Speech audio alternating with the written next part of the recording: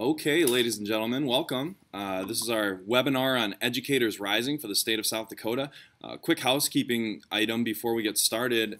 Be sure if you have any questions while the seminar is going on, you can see the link there. Go to www.menti.com and use the access code that is listed here. So we are going to be moving on in slides, and so either write that code down, 959081, or take a screenshot really quickly, and we will try to field questions as we're going.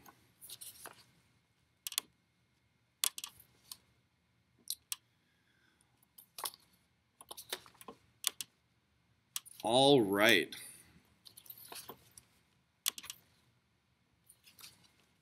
Give me 1 second here. Okay. All right. So first, let me say a word of welcome and thank you for joining us today for this informational seminar. My name is Mike Amelins, and I'm currently the Middle and High School Curriculum Director for the Harrisburg School District. I'm also the K-12 Assessment Coordinator and Federal Programs Director for the district. I'm joined today by my colleagues, Mr. Travis Lape, who is the Harrisburg Innovative Programs Director, and Mrs. Tracy Kern, who is our Education and Facts lead teacher and is also the FCCLA advisor for the district.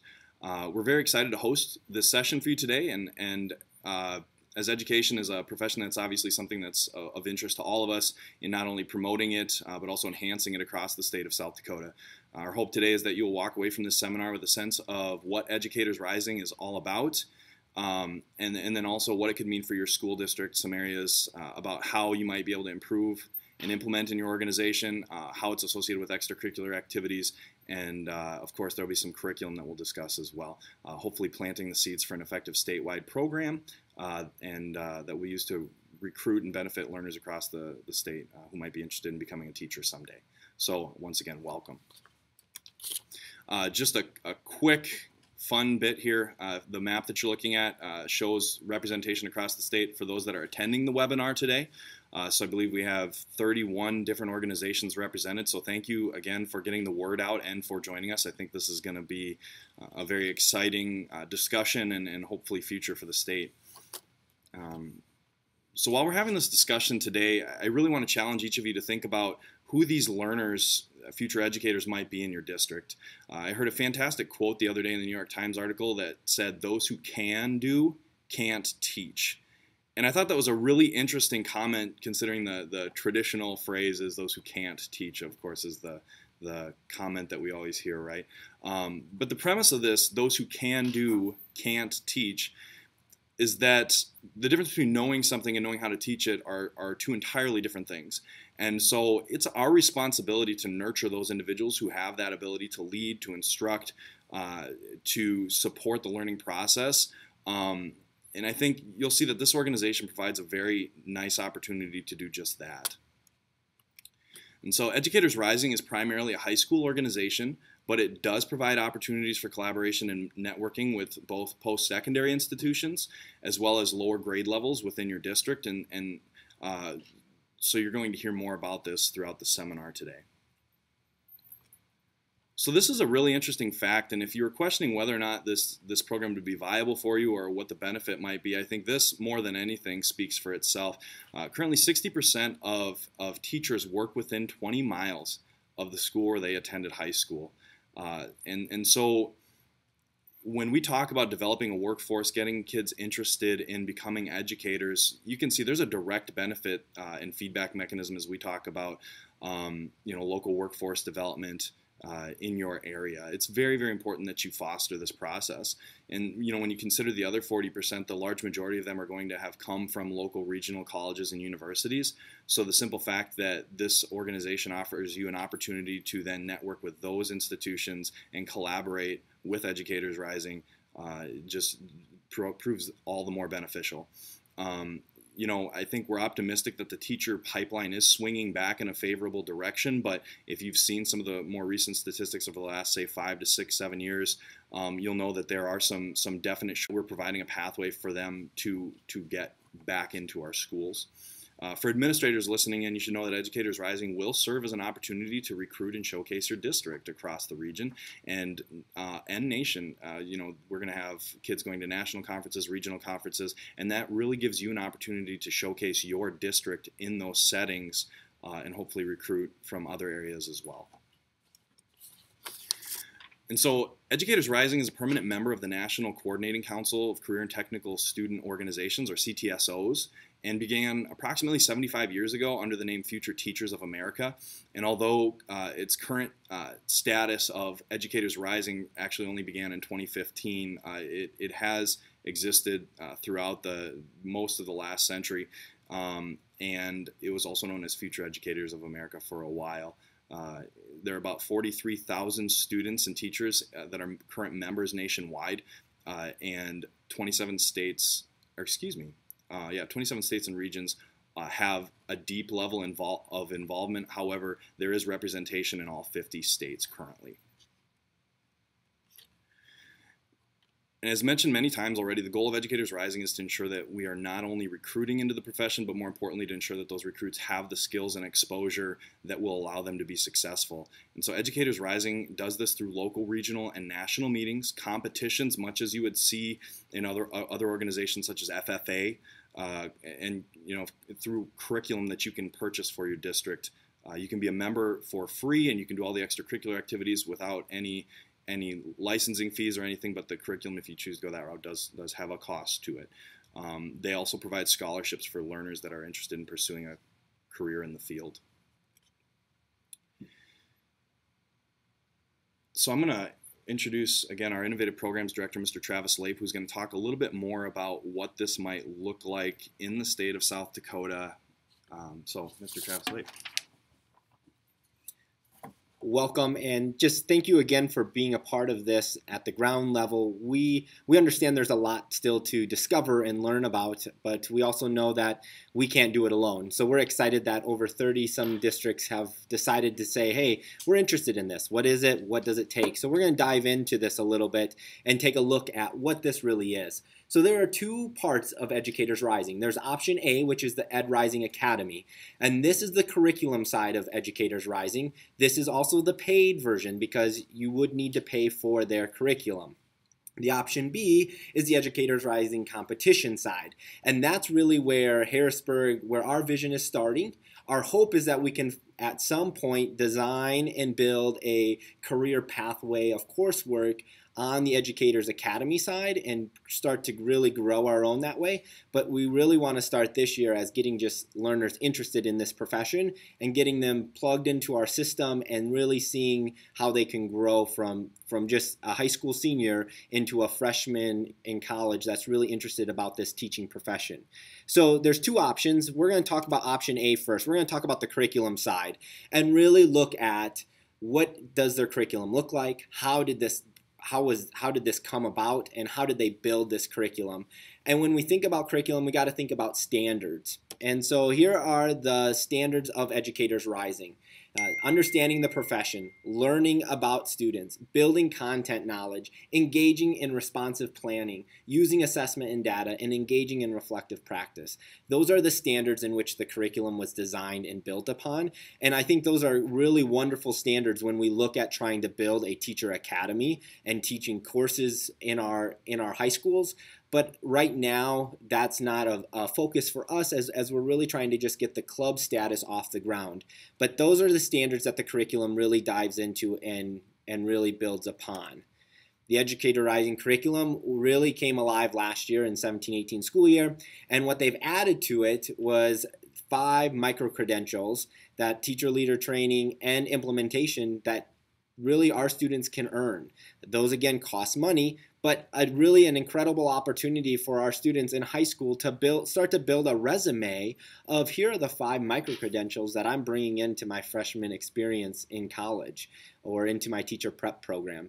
Those were designed with NEA and the Union of Professionals along with Educators Rising. And so they had teachers along this whole ride developing this curriculum to really get out to schools. Again, we talk a little bit about the micro-credentials. That was really led by the Digital Promise Initiative as well as the Hewlett Foundation. And so you can see right there, those are the 5 micro-credentials that students can earn and really start to get a boost for college admissions, scholarships, and really the early college credit. Again, these are what the credentials look like. They earn these badges. These can be put on resumes and really discovered more in depth later on. There's the Ed Rising Virtual Campus, and that's the free part of all of this. It's a dynamic free online community that includes all of what you see there. And it's incredible. If you haven't gotten on and created your own account for Educators Rising Virtual Campus, you need to. It's completely free, but there is so many rich resources. There's powerful videos of high school juniors and seniors talking about their passion for making a difference in this world and in the difference of education and why they're going into teaching. So when you're thinking about how do I get this word out to our learners in our high schools and what does this look like, those are great marketing tools that are completely free. And again, we'll talk at the end of the webinar a little bit about how we're going to launch the second term of this, because right now this is just more introduction, what is it? And we'll get deeper into all the schools that are like, yes, sign us up, we want to do this. We'll dive deeper into really building a toolkit for every school district so that they can start this on the ground floor and have a successful first year. Educators Rising competitions are our next focus, and I'm going to turn that over to Tracy Kern, who is our CTE instructor in our Harrisburg High School. She's part of FCCLA and our FACS program, and really brings a depth of knowledge to this team of ours of really trying to launch a new club, but also understanding where are we coming from, because there's a lot of history behind FCCLA and what FCCLA is trying to do for our kids, which are powerful things. But we really feel like if we focus on a few different things, this is also a really powerful time where we can get kids really excited about the teaching profession that you and I really love and have a passion for. So I'm going to turn it over to Tracy to talk a little bit about the competitions. So why we're excited about Educators Rising is it's specifically for students who are showing their love of teaching.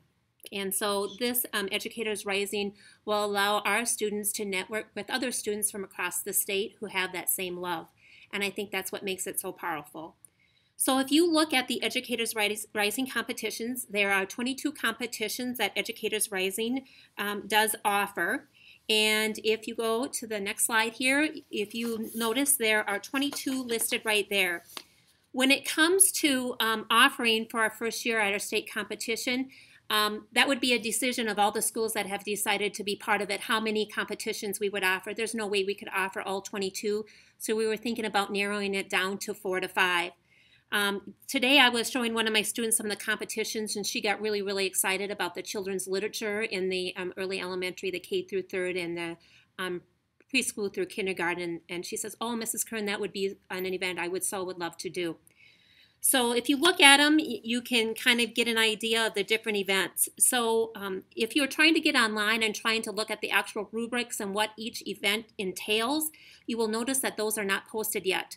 And we've been told by Educators Rising that those actual events and guidelines will be posted by the end of the month. So hopefully here in the next couple days we can take a better look of what some of those events might be. So when we were looking at these events, we were noticing like lesson planning. We thought that maybe the lesson planning of the arts, the CTE, the humanities, and the STEM could all be one event and they could just pick their focus area. So we have a lot of discussion yet to do, but at least this gives you an idea of where we're headed.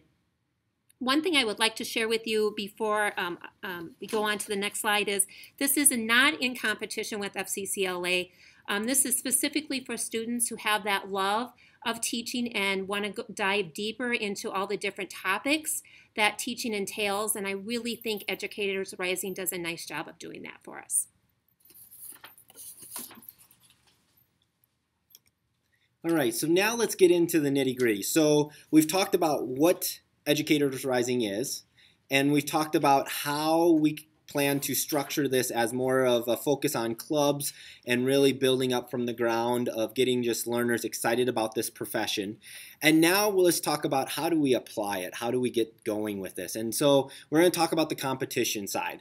We've been in conversation with the South Dakota Educators Association, and they have been really wonderful to work with because they host a conference in the spring. April 12th and 13th is actually their conference, where they bring together all their college clubs.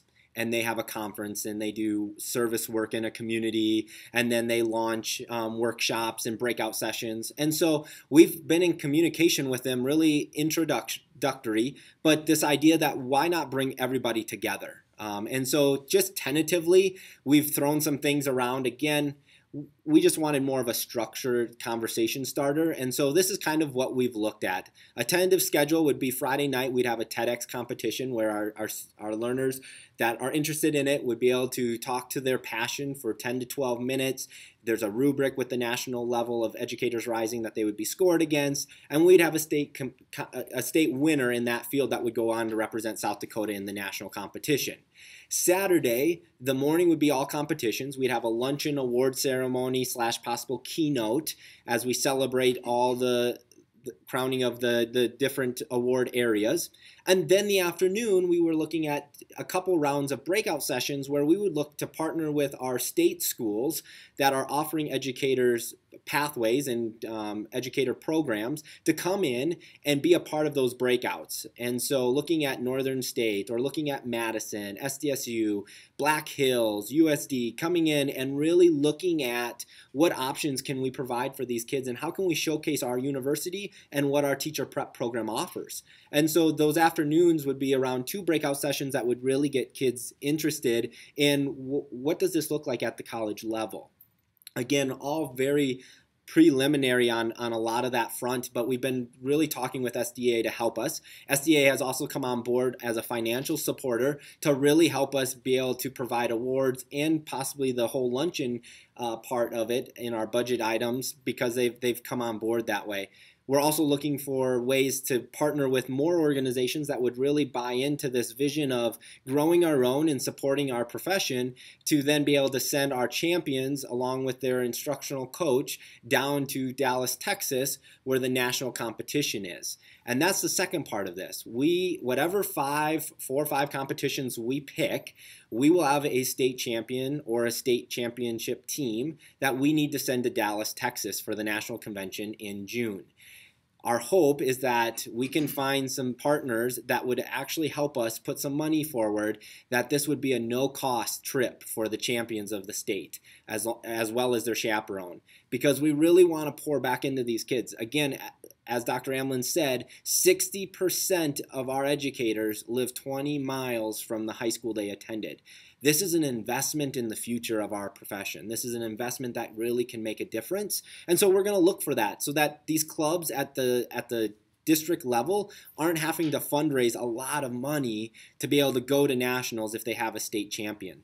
So here you can see what the national conference looks like and what it brings together. There's also prospective educator scholarships. So there's scholarships available for our seniors. You can see here they offered more than 30 scholarships that are awarded each year to prospective educators who are members of the program. So again, there's money available for our seniors to get scholarships and awards. There's also leadership opportunities. And again, as we start, we're going to start very small. We're not necessarily going to be able to form a state leadership group as state officers. It would be similar to HOSA state officers or FCCLA state officers or FFA state officers. We're really looking at just getting the clubs off the ground in the schools, get us to our state competition, and let's send our state champions on to nationals. Then we can start to develop, how do we develop leaders in our clubs that then could serve as state leaders. Maybe they're the ones planning state convention, and they're the ones coming up with the ideas for the breakout sessions. Right now it's going to be a lot of grassroots on us, but in time we can turn that over to our students and really empower them to be the leaders of this organization. So join us, let's make history, let's get South Dakota on the map. Let's bring this here. Nebraska has a very successful Educators Rising program, and actually Omaha, I want to say West Side, but I'm going to speak wrong, so I'm going to retract that statement. One of the Omaha schools actually has some of the top Educator Rising students that have gone on to nationals and won the national competition. That's really how we got introduced to this whole organization, was through this school district down in Omaha. So step 1, first, join Educators Rising Virtual Campus. It's free. Jump online, join it, sign up. Second step, fill out this official Google form that we'll be sending to all the districts that attended today. That form is the sign-up form that says our district is committing to do this. We're going to commit to get a club started, and here's our information. That will give us information that then we can communicate with you with to say, hey, let's get another group together, and we'll sit on a Google Hangout or a Skype or a Zoom meeting where we can all be face-to-face and have conversations now on how are we going to really take off with this. So we'll be sending out a Google form after the webinar for that information.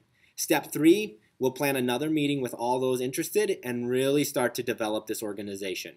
As we said, there's no state dues, there should be no club dues, and really we're looking at how do we bring this together. The only cost to districts right now that we foresee is the state conference. It's at Augustana because that's where the college clubs are all meeting this year. It moves around every year, so our state conference could technically move around as well, which would help districts. But this year it's in Sioux Falls on the campus of Augustana University, and so the only cost would be the Friday night meals or hotel that you would have to do if you traveled in. Now again, we might be able to get a sponsor to handle that, but right now that's the upfront cost that we foresee. After that, there really is no cost that we see being put on the clubs. So join us, make history. Dr. Amlins, do we have any questions coming through? Okay, if you do have questions, just reach out to us. Dr. Amlins, myself, Tracy Kern, we'd gladly be a part of the conversation with your district and see how we can get this to be a part of it. Again, thank you so much for taking time after school here and attending. We'll send out the recording of this as well as the Google form to sign up and start gathering who's really in for this year to get this started. Thank you. Have a great afternoon.